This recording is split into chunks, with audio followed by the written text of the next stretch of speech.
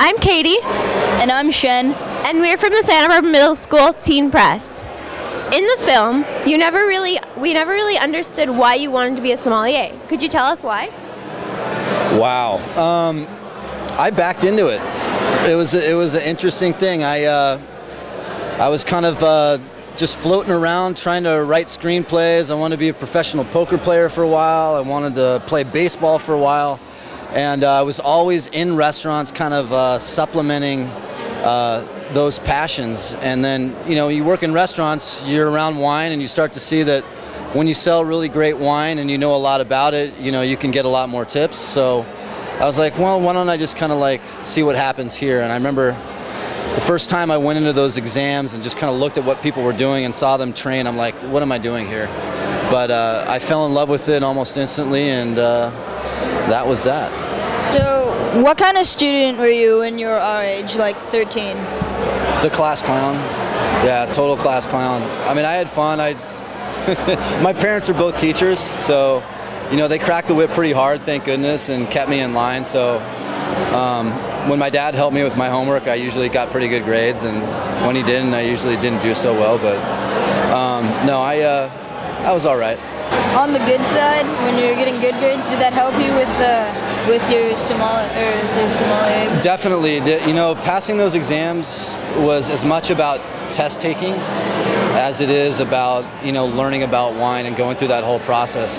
There were a lot of people who are way stronger than me when it comes to their palate and it comes to their, you know, their ability to even educate and learn information, but when they get into a test scenario, things get difficult. I mean, a lot of that exam is like really mental, and having had, you know, great parents who were educators and, you know, learning how to take tests was like crucial to passing that exam for sure.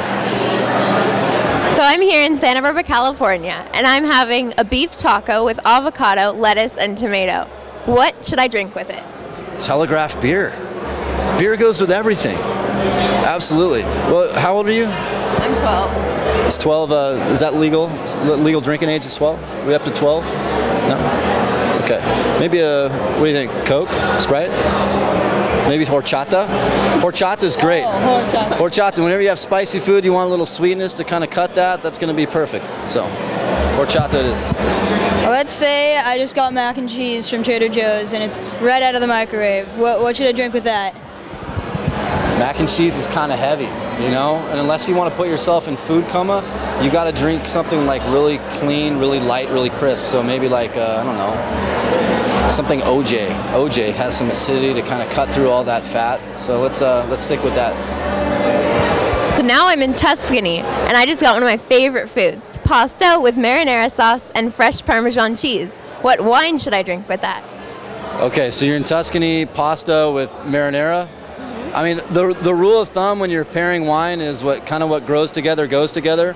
So if you're down in Tuscany, you're probably going to want to drink some Chianti Classico or something. Sangiovese grape. It's kind of got like that tomatoey flavor. It's just a home run with the local cuisine. Alright, so now I'm in Italy, so I can drink wine legally. And I just ordered mashed potatoes with garlic and butter.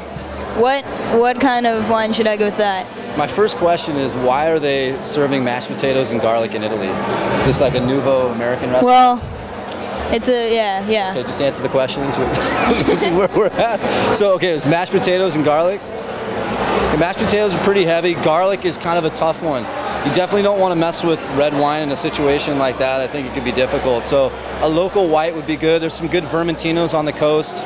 Big Vermentino fan, so Pigato from Liguria would be fantastic. So when in doubt, you just say something that you can't pronounce, you know, really well, and you sound a lot smarter than you are. So Pigato from Liguria, when in doubt, yeah. I'll keep it in mind.